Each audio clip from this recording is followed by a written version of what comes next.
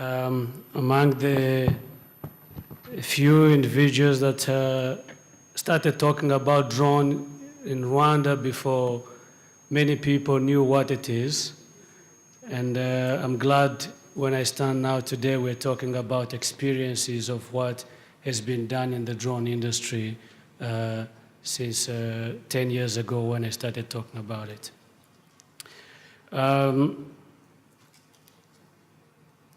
I won't give you the outline of our presentation today. I'll give you an introduction. I'll tell you what we did to prepare for a testing exercise of, or piloting exercise of the drone operations in Rwanda. I'll tell you about what our testing exercise, how it went, and lessons learned from there.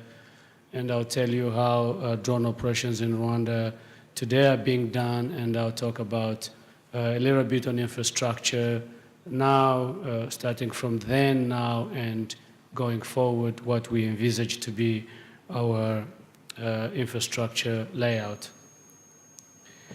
The Rwandan start, or the Rwandan vision to enter into the drone industry was driven by the overall national vision of digitally transforming the country and the economy and make it a knowledge-based economy.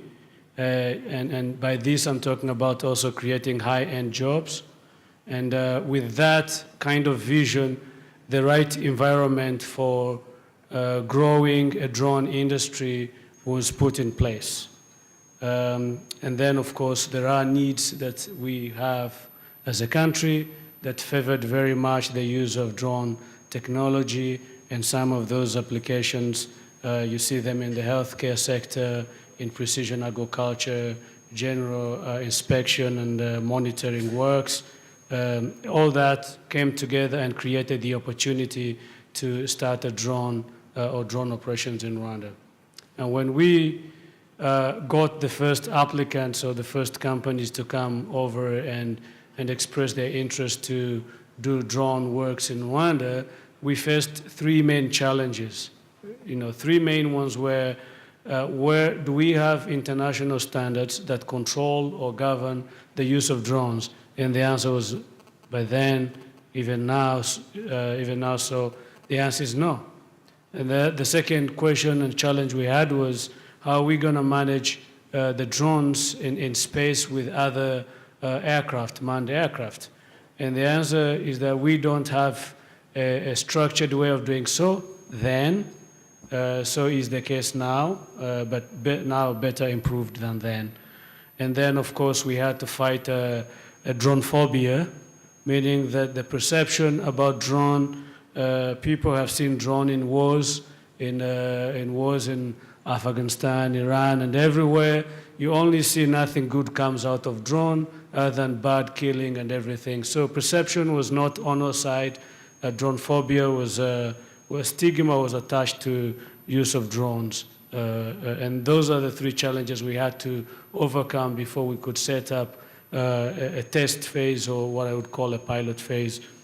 And this is how we try to overcome those. One is that we set up a very basic control mechanism of the airspace in which the users and the Airspace Management Authority would work together and control and minimize risk as much as possible, but allow this test phase to happen.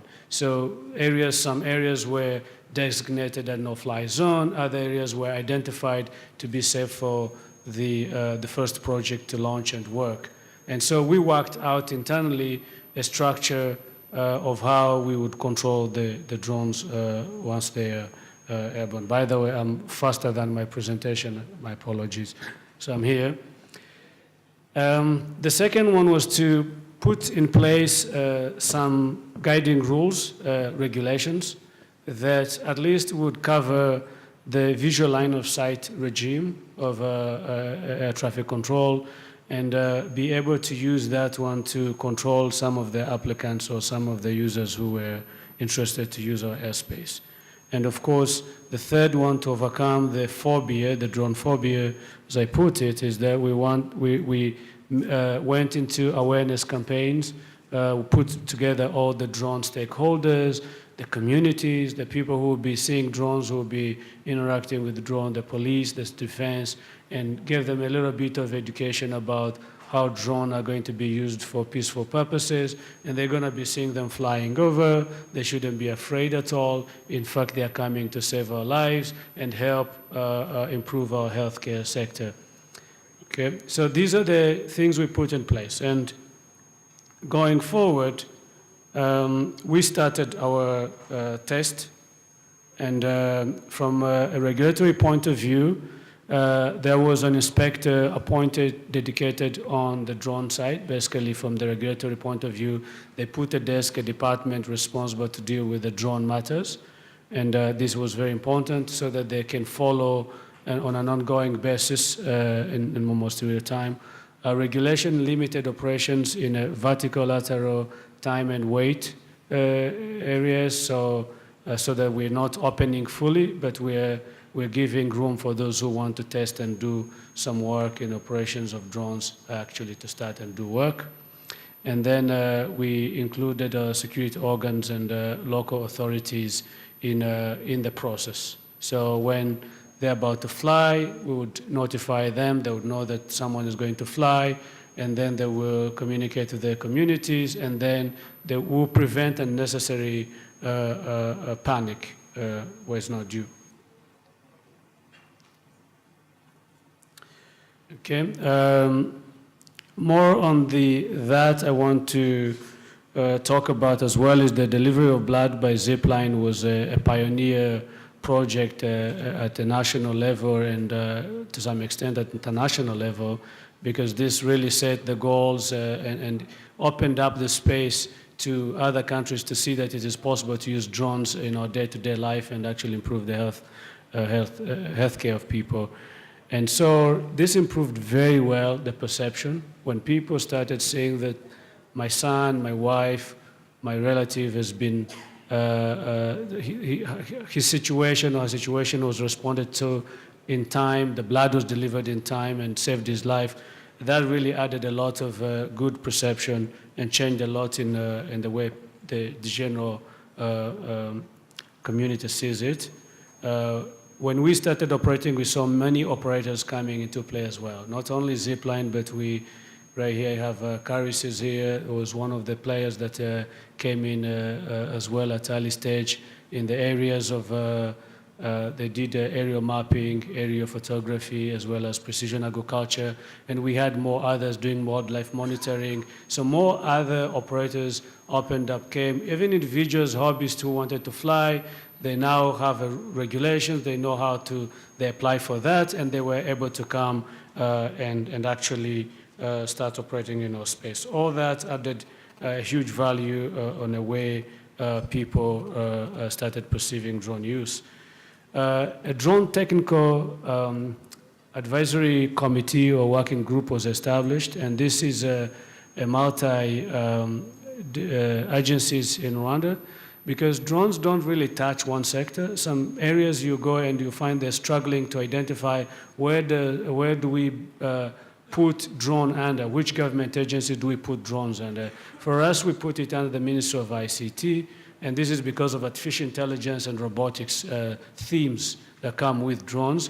But in the end, you have Ministry of Health, which is using drones for their delivery. We have Ministry of Agriculture. You have many others who are going to be using drones. So we created a group of which I'm a member, and that group became basically the driving force, the one that would be able to advise on technical matters, give direction on the sense of direction of where we're going with the drone industry, as well as solve issues that would be a problem. I'll move quickly. So we've continued our engagement with operators, and with this, we've opened up Fab Lab. We have a Fab Lab as well that is working on drones as well. They're producing their own with 3D printers as well as CNC machines. They're doing some work there. Before I came 2 weeks ago, I was with a group of young kids, 4 weeks, and they were able to produce their own drone. 3 of them took off. Others did not take off, but you have to, you have to appreciate those guys. I mean, 4 weeks, make a drone and fly, you have to understand that this is a lot of work put in. Now, a lot has been said. When we learned all these lessons and we started implementing these lessons, we realized that a lot of drone applications require actually more of a BVLOS, beyond visual line of sight. And if we really want to open up this industry and change the landscape, we need to bring regulation that cover BVLOS. So today, in 2018, our regulations were updated to cover sections of BVLOS. We have the regulators here. If you need to understand more about that, they're able to provide some data there. The UTM is also being looked at as a way to unify integrate our airspace. And I want to make one comment that drones are becoming more of a tool today than a luxury or something that you do in emergency services, a very expensive tool used in emergency services.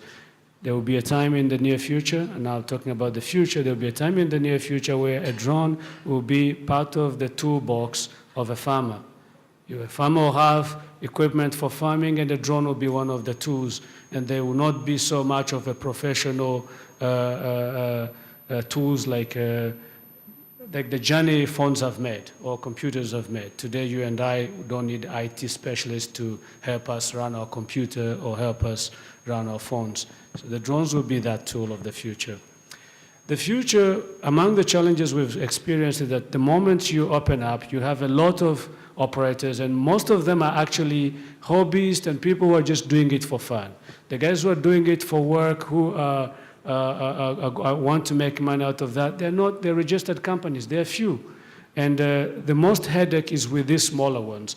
And we believe that the future of the drone, my colleagues in the past have said about drone ports, we take that concept to Drone Operations Center. We believe it's a center, we make it simple, it becomes something that a local can associate with. It's going to be a center that will enable you to be able to operate, bring it to, if you have a drone that has issues, you can bring it to be repaired, you can go and lease a drone, you can find a common infrastructure where airspace will be controlled in CTR, and if you're flying beyond CTR, and then you need help of the ATC to coordinate with you.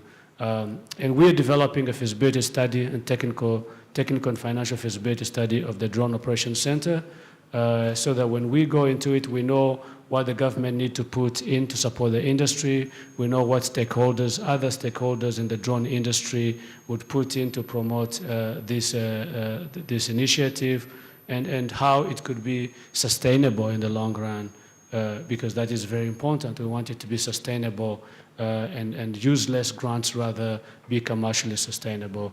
With that, I think you've had enough of me. I appreciate very much for your time and your kind attention, and glad to be here. Thanks.